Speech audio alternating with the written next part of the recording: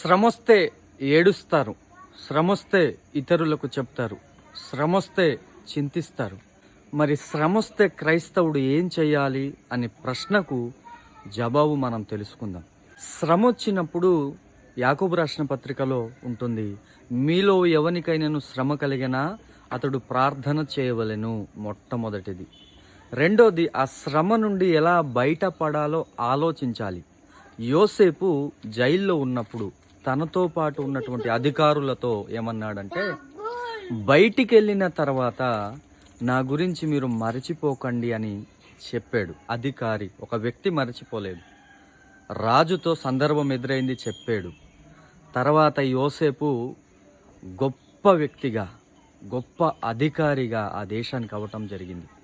చాలా షార్ట్ కట్గా చెప్పాను, బట్ నేను చెప్పే ఉద్దేశం ఏంటంటే, శ్రమ కలిగినప్పుడు ప్రార్థించాలి, శ్రమ కలిగినప్పుడు ఆ శ్రమ నుండి ఎలా బయటపడాలో ఆలోచించాలి క్రైస్తవునిగా.